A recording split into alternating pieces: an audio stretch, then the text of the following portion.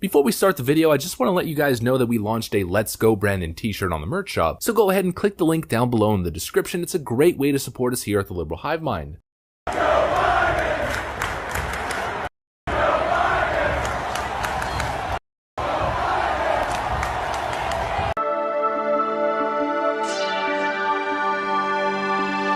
Hey guys, welcome to the Liberal Hive Mind, a channel solely focused on exposing the abundant hypocrisy of the left. Now I just want to preface this video by saying my intention here is not to be mean. My intention is not to be sexist, etc. My intention is merely to speak about the facts, acknowledge reality, because most of the conversation that you'll see on Twitter and in the entertainment industry is completely delusional or purposely disingenuous when speaking about women's sports. You know, my perspective is that modern day feminism and the outlook on what a female is supposed to be in society has been, in a sense, been modeled to compete with man. I think it's absolutely twisted. This idea that women are supposed to compete and outdo men in their own fields just seems absurdly delusional. Women are different and fill a different role in society, and the fact that saying that somehow causes outrage or is viewed as sexist or bigoted is completely absurd. And this new activist push that Megan Rapinoe has started, that female sports are entitled to X, Y, and Z, entitled to millions upon millions of dollars, when for the most part their leagues are not generating money but rather losing money, is of course once again completely absurd. And see, I've been trying to make this argument. I've covered this topic in a couple different videos, but this time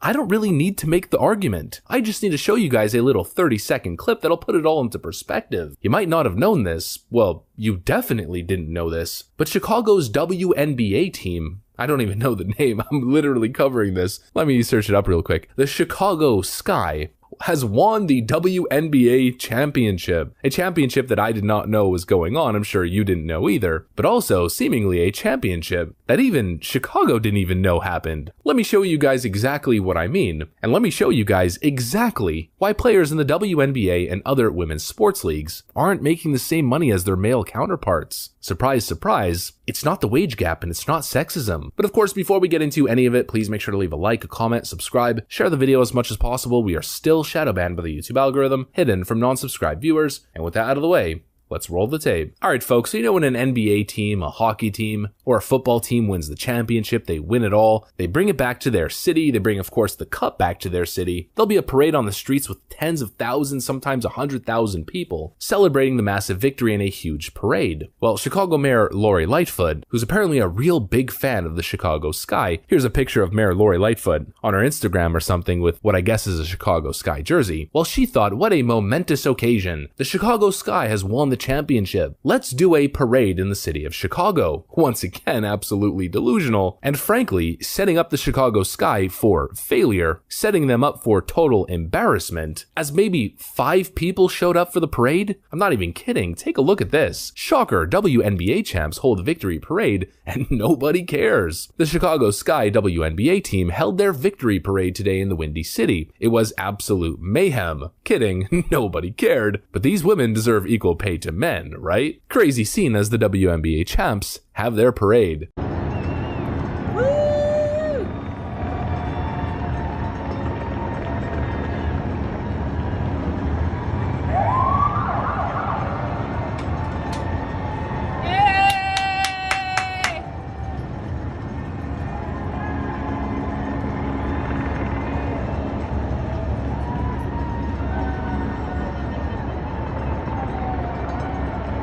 And now before I say anything, my personal perspective is that if a woman is doing the same job as a man and providing the exact same service, the same type of performance, the same type of results, then a woman of course should be paid 1-to-1 with a man. I think by law that's already happening, but this ain't it. This argument that we have been seeing in the media for years, that female athletes are not being paid because of their gender, and that they're somehow systemically being underpaid in respect to their male counterparts, is a complete farce. The WNBA has been losing money since the 90s. I don't think they've ever had a single season that's been profitable. They are subsidized, in fact, by the men's league. So not only is there not a wage gap between the two, I mean, the premise is that somehow men are taking money away from the women, that they're getting more of the pie, more of the share than their female counterparts. The literal opposite is true. The men's league is literally subsidizing the salaries and the entire league that the WNBA is playing in. How are you supposed to pay the stars in the female league millions upon millions of dollars when they aren't generating any money? People don't even know they exist. This was one of the first comments from a Chicago native in the comment thread of the video that I showed you earlier. I feel bad for them. I only found out that we had a team last week when they made it to the finals. The league needs to do better to put a spotlight on the league. I mean, this is a Chicago sports fan. Read the individual's bio right over here. I'm here for a good time, not a long time.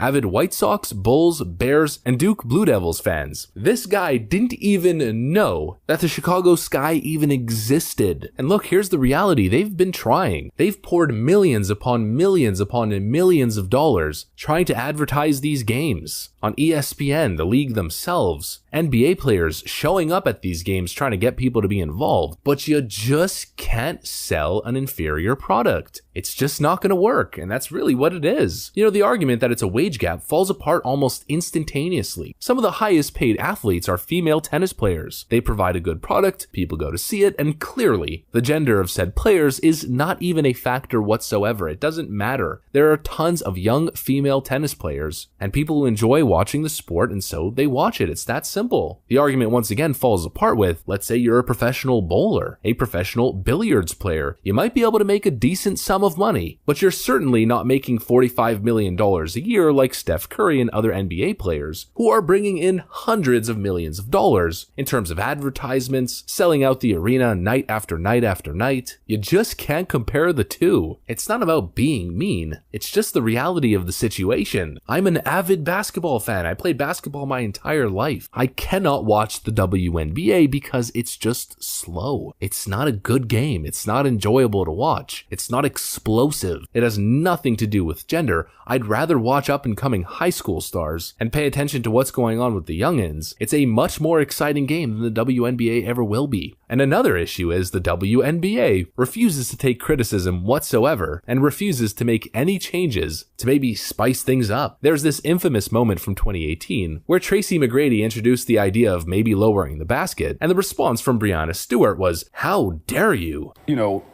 not your average fans, people that don't watch WNBA basketball, what can we do to get those fans to tune in? And I was like, why can't we lower the goal to at least 9.5 feet?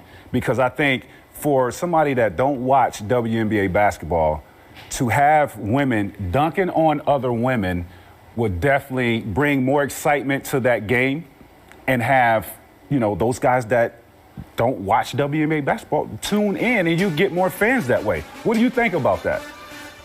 I mean, my thought on it is, you know, I've been playing basketball on a 10-foot hoop my whole life. So to move it to 9.5, it's going to take a long time to get used to that. And then also, like, we're only playing basketball to dunk? Like, I'm not sure. No, you playing to... Like, you just want to see me dunk on somebody? Like, I don't know.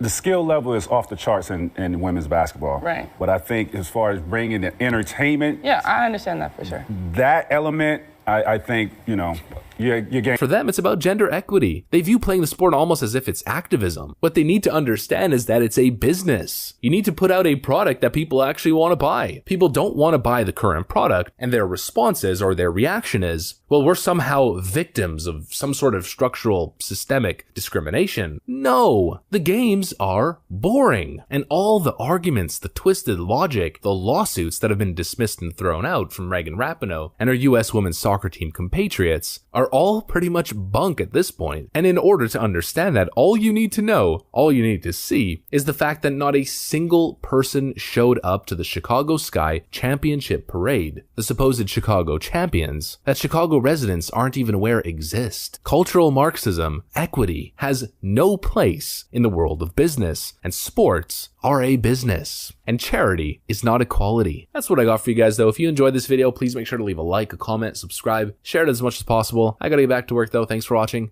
and I'll see you on the next one.